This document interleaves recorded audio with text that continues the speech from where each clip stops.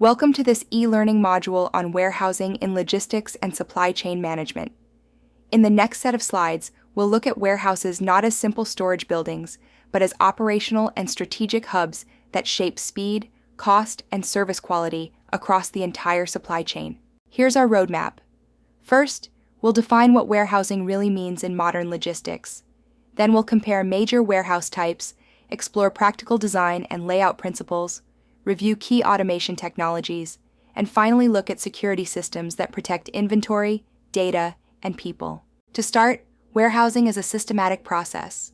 It includes receiving goods, storing them properly, managing inventory accurately, and distributing products to the next node in the supply chain, efficiently and in a controlled environment. Warehousing is the organized management of goods from the moment they arrive at a facility until the moment they leave. It acts as a critical link between manufacturers and customers, supporting a smooth flow of products through the supply chain. Done well, warehousing prevents delays, reduces errors, and helps businesses meet customer expectations consistently. A warehouse runs through a set of core activities. It begins with receiving, checking quantities, confirming quality, and recording what came in. Next is storage and organization, putting items away in the right locations. Then comes tracking and control, knowing exactly what you have, where it is, and how fast it moves. Warehouses also execute order fulfillment through picking and packing, coordinate outbound distribution, and often provide value-added services such as labeling, kitting, bundling, light assembly, or customized packaging. Modern warehouses do much more than store products.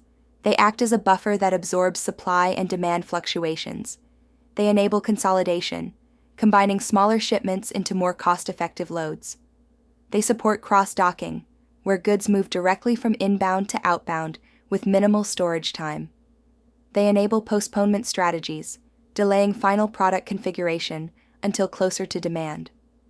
Warehousing also helps mitigate risk by positioning inventory strategically, and it supports value-added work that increases product readiness before delivery. When warehousing is executed effectively, it creates measurable business value. It reduces costs through better inventory control and transportation efficiencies. It improves customer service by speeding up fulfillment and improving accuracy. It enables inventory optimization by providing visibility and discipline around stock levels. It increases flexibility, allowing operations to respond faster to market changes. It supports risk management by spreading inventory intelligently, and it generates data that leads to better decisions across planning, replenishment, and service. Of course, warehousing also comes with challenges. Facility selection and design decisions can lock in costs and capabilities for years. Inventory management must be accurate to avoid overstock and stockouts. Technology integration, especially with WMS and other supply chain systems, can be complex. Labor availability, training, and productivity are ongoing concerns. Operational efficiency in picking, packing, and shipping is difficult to maintain at scale. Cost control matters because warehouses have both fixed and variable expenses. Compliance with safety and industry regulations is mandatory. And finally, scalability is essential, because demand rarely stays constant. That's why warehousing has become a strategic imperative rather than just an operational necessity. The ability to store, process, and move products efficiently and accurately can become a real competitive advantage, especially in fast-paced markets where speed, reliability, and cost all matter at the same time. Next, we'll examine different warehouse types. Each type is designed to support specific storage and distribution needs. Choosing the right one depends on your products, volumes, service requirements, and financial strategy. Public warehouses are third-party facilities that serve multiple customers. They offer shared space, flexible storage terms, and professional operations. Pricing is typically pay-as-you-go, which makes public warehousing attractive when you need agility rather than long-term commitment. The major advantages of public warehouses include low capital investment. You don't need to build your own facility. They scale easily up or down with demand. You also gain access to professional expertise and established processes. And importantly, you avoid many day-to-day operational responsibilities because the provider manages the facility. The trade-off is control. Public warehouses usually give you less control over processes, priorities, and customization. Over the long run, costs can become higher than owning a facility. Customization options are limited, and during peak seasons, capacity constraints can appear, especially if many customers need space at the same time. Public warehousing is ideal for seasonal inventory, market testing new products, handling overflow during peak periods, and for small or growing businesses with unpredictable storage needs. Private warehouses are owned and operated by a single company for its exclusive use. Because the facility is dedicated, the company can tailor layouts, equipment, and processes to its exact requirements and maintain full operational control. Private facilities offer complete control, deep customization, and can create long-term cost benefits when volumes are stable and high. They also typically provide stronger security and more consistent operational standards because everything is designed around one company's rules and priorities. However, private warehouses require high upfront investment. Costs remain fixed even if utilization drops. The company carries full responsibility for staffing, systems, maintenance, and continuous improvement. And if business needs change, new product profiles, new channels, new geographies, private facilities can be less flexible. Private warehousing fits large manufacturers with steady storage requirements, high-volume retailers distributing to many locations, and companies with specialized handling needs, such as unique product dimensions, strict quality control, or sensitive materials. Contract warehousing sits between public and private. A third-party logistics provider operates the warehouse, but it is dedicated to one client, or a small group with similar needs, usually under a longer-term agreement. Services can be customized, and the relationship is more strategic than typical public warehousing. Contract warehousing can provide customized solutions without the company investing in land, buildings, or equipment. You benefit from specialized expertise, dedicated resources, and scalable operations. Risk is also shared, especially around staffing, operational execution, and sometimes technology. Still, the company may have less control than in a fully private warehouse. Costs can be higher than public warehousing, and long-term contracts reduce flexibility. Performance also depends heavily on the 3PL's operational excellence, culture, and ability to continuously improve.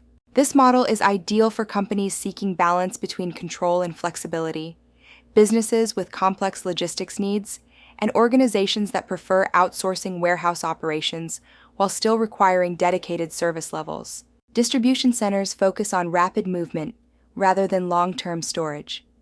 They are built for throughput and fast turnaround, often using advanced material handling systems and cross-docking.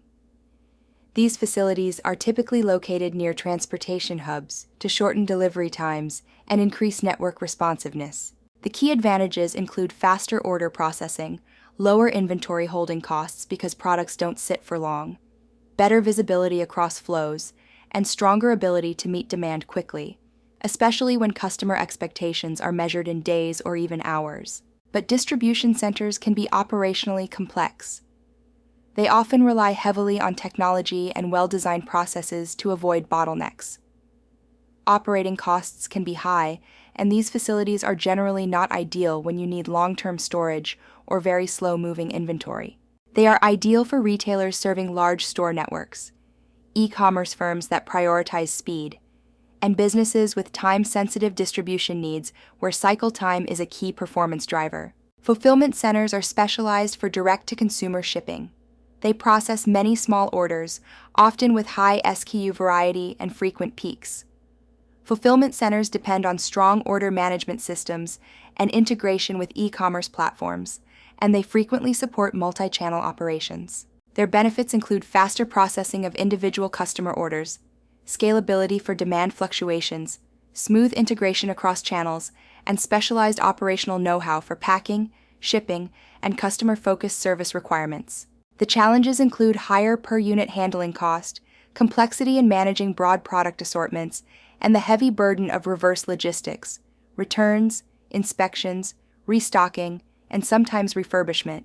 They're ideal for e-commerce retailers, subscription box models, and direct-to-consumer brands where customer experience depends strongly on delivery speed, accuracy, and packaging quality. Cold storage warehouses maintain temperature-controlled environments for products like food, pharmaceuticals, and certain chemicals. They protect product quality and support regulatory compliance, but they require higher construction standards and higher operating costs due to energy use and specialized equipment. Bonded warehouses are authorized by customs authorities to store imported goods before duties are paid. They allow companies to defer duty payments and inspect goods before formal customs clearance. The downside is the complexity. Bonded warehousing requires strict compliance and detailed documentation. Automated warehouses use technologies such as robotics and AI to reduce human intervention.